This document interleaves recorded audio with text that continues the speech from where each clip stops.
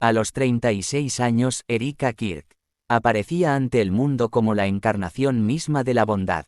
Su figura era impecable, una mujer joven, bella, madre de 2 hijas, esposa de Charlie Kirk, un activista conservador reconocido en Estados Unidos, además, la directora de una fundación dedicada a ayudar a los niños más vulnerables en Rumanía.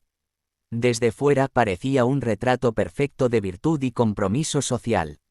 Sonreía en conferencias, posaba para fotografías con pequeños huérfanos y era presentada en medios como un modelo de altruismo femenino. Pero, mientras más brillaba su imagen, más sombras comenzaban a crecer a su alrededor. Detrás de esa sonrisa angelical empezaron a circular rumores inquietantes. Historias oscuras, apenas susurradas en pueblos y barrios pobres de Rumanía, hablaban de niños que desaparecían sin explicación. Pequeños que eran retirados de sus familias con la promesa de un futuro mejor, pero que jamás regresaban. Madres que firmaban papeles sin entender, convencidas de que sus hijos estarían bajo cuidado temporal, solo para descubrir que nunca volverían a verlos. El video se abre con testimonios escalofriantes. Una madre rumana con la voz quebrada relata cómo un trabajador social le aseguró que su hija recibiría atención médica y educación en la fundación. Firmó sin dudar. Pasaron los meses, después los años, y nunca más volvió a recibir noticias.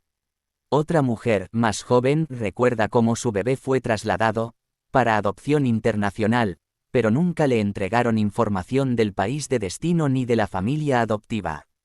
Lo perdí para siempre, dice entre lágrimas mientras las cámaras captan la desesperación en su mirada. Las autoridades locales apenas intervenían. Los registros de adopción eran borrosos, plagados de inconsistencias. Documentos desaparecían. Expedientes quedaban archivados en oficinas llenas de polvo como si todo formara parte de un silencio intencional. Lo que debía ser una obra de caridad, cada vez más se parecía a un laberinto de secretos y sospechas. La contradicción era brutal. Erika, con su delicada presencia y sus discursos sobre amor y esperanza, representaba la imagen de una madre entregada. Se mostraba públicamente como una mujer de fe, defensora de la familia y protectora de la niñez.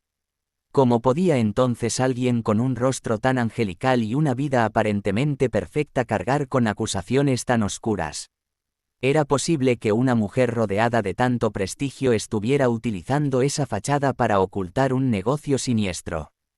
Como alguien que acariciaba a sus 2 hijas con ternura podía, al mismo tiempo, ser señalada como responsable de separar a otras madres de sus hijos para siempre.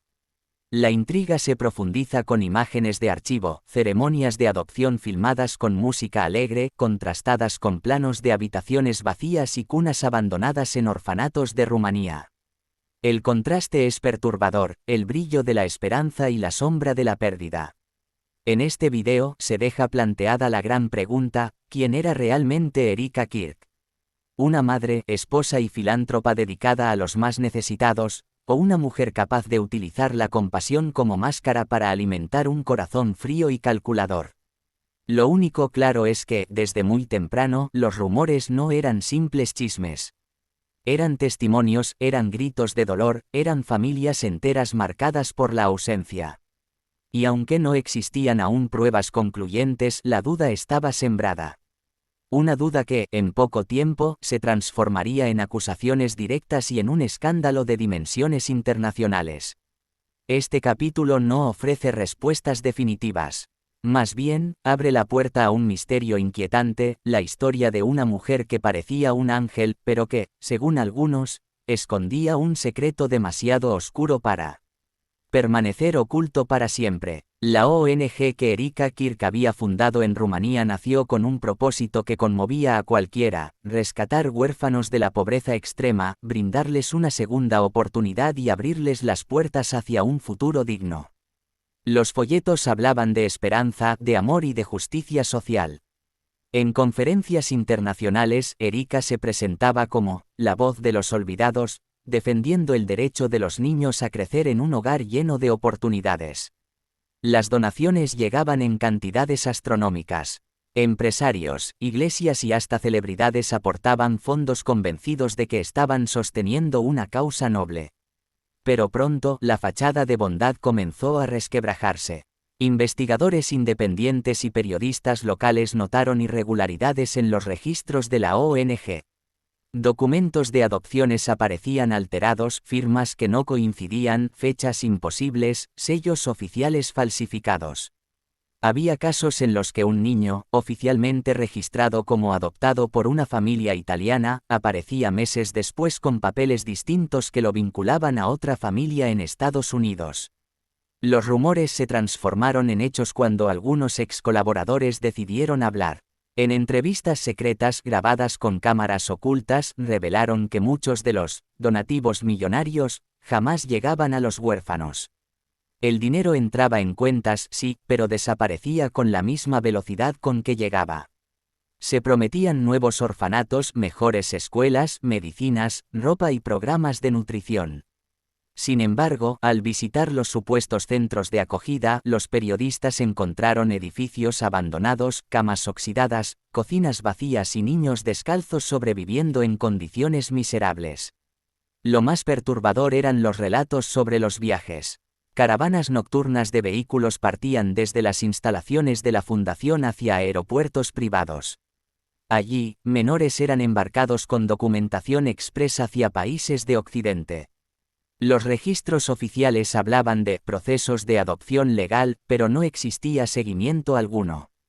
Nadie sabía si esos niños llegaban realmente a familias adoptivas o si su destino era mucho más oscuro. Las cámaras ocultas incluidas en el docudrama muestran a funcionarios de bajo rango aceptando sobornos para agilizar trámites. Un juez jubilado admite frente a la cámara que los papeles se movían rápidos y había dinero de por medio. Todo apuntaba a una red cuidadosamente organizada con contactos en tribunales, consulados y oficinas de inmigración. No se trataba de errores aislados, sino de un sistema completo diseñado para encubrir lo que algunos comenzaron a llamar una maquinaria fría de tráfico humano. La imagen de Erika, que hasta entonces había sido la de una madre protectora y una líder filantrópica, comenzó a verse bajo otra luz. Era posible que ella desconociera lo que ocurría dentro de su propia organización. O era, en realidad, la mente maestra que utilizaba la fachada de la caridad para mover los hilos de una operación internacional. La tensión se eleva en este capítulo con entrevistas dramáticas. Una exsecretaria de la fundación, con el rostro oculto, confiesa entre lágrimas que se sintió cómplice al firmar documentos falsos. Nos decían que era por el bien de los niños, pero yo sabía que esos niños nunca volverían. Nunca supe a dónde iban, y eso me atormenta todas las noches. Los donativos que llegaban desde Estados Unidos y Europa eran, supuestamente, la base económica de la ONG. Sin embargo, no había auditorías claras. No existían informes financieros accesibles al público. El dinero circulaba como en un túnel oscuro, y cada vez más voces denunciaban que lo que se pintaba como un refugio era, en realidad, un corredor para el negocio más siniestro, el comercio de seres humanos. Este segundo capítulo revela que, más allá de la imagen impecable de Erika Kirk, la fundación se había convertido en símbolo de sospecha. La organización que debía ser un santuario para los huérfanos parecía, en cambio, un engranaje calculado, alimentado por el dolor ajeno y protegido por redes de poder. La pregunta que queda en el aire es inquietante: ¿era todo esto una cadena de coincidencias, o estaba cuidadosamente planeado desde el inicio? Lo único cierto es que los huérfanos que alguna vez fueron presentados como niños rescatados, se habían transformado en fantasmas sin nombre, borrados de los registros oficiales. Y mientras tanto, Erika continuaba apareciendo en público con su sonrisa impecable, convenciendo a miles de que su causa era legítima. La contradicción se hacía cada vez más insoportable. La mujer con rostro angelical dirigía una fundación que, para muchos, no era más que una fundación de oscuridad. Lo que hasta entonces parecía un cúmulo de irregularidades comenzó a adquirir una forma más siniestra. No se trataba solo de niños pequeños sacados de orfanatos, sino de adolescentes arrancados de hogares de acogida, muchachos y muchachas que habían sobrevivido a la pobreza y al abandono, pero que fueron engañados con la promesa de adopciones en el extranjero. Promesas de un futuro mejor, de escuelas, de familias que los recibirían con los brazos abiertos. Sin embargo, una vez que subían a los vehículos de la fundación, su rastro se perdía para siempre. Las denuncias se multiplicaron. Testigos anónimos protegidos por el miedo comenzaron a hablar en secreto. Un joven que trabajó como asistente en un hospital rural reveló que veía cómo recién nacidos eran inscritos con nombres falsos para facilitar su traslado. Papeles de nacimiento alterados, registros duplicados, identidades borradas, así comenzaba la maquinaria. Otro testigo, exfuncionario judicial, confesó que jueces corruptos firmaban autorizaciones de adopción sin siquiera revisar expedientes. Todo estaba coordinado, dijo con voz temblorosa. Había una cadena invisible que unía hospitales, tribunales y la ONG. Cada eslabón tenía su precio. Las pruebas apuntaban a una red sofisticada capaz de operar más allá de las fronteras. Los niños eran tratados como mercancía, expedientes sellados, números de identificación sustituidos por códigos y traslados organizados como si fueran simples envíos logísticos. La frialdad del sistema era espeluznante. Cada menor no era visto como una vida humana, sino como una cifra en un mercado clandestino que operaba bajo la apariencia de caridad. El docudrama introduce aquí la hipótesis más perturbadora, la existencia de un auténtico mercado negro de ángeles. Un circuito internacional en el que familias adineradas, intermediarios sin escrúpulos e incluso organizaciones extranjeras participaban en el intercambio de niños y adolescentes. El precio variaba según la edad, la salud, el sexo y el origen del menor. Una tabla siniestra donde la inocencia se convertía en transacción. La tensión aumenta con imágenes dramatizadas, carpetas llenas de documentos falsos, pasaportes adulterados, y pasillos de hospitales en penumbras donde todo podía negociarse. La voz en off enfatiza el contraste, mientras el mundo veía a Erika como un símbolo de bondad, detrás de los muros de su fundación se cocinaba un negocio donde los niños eran convertidos en cifras y la compasión, en mercancía.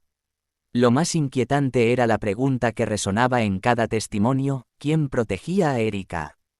¿Cómo era posible que durante años esta red funcionara sin ser desmantelada? Excolaboradores sugerían la complicidad de autoridades locales y conexiones internacionales demasiado poderosas como para ser derribadas. Algunos se atrevieron a insinuar que políticos, diplomáticos y hasta empresarios eran parte de la cobertura que impedía que la verdad saliera a la luz. El capítulo cierra con la imagen más perturbadora: madres sosteniendo fotografías de hijos desaparecidos, velas encendidas frente a orfanatos abandonados, y la incómoda certeza de que muchos de esos niños jamás volverán a ser encontrados. La intriga queda planteada con fuerza: si todo esto era real, si de verdad existía un mercado de ángeles, entonces Erika no era solo una mujer carismática con un proyecto fallido. Era la pieza central de un engranaje internacional del que aún no se conocía la magnitud.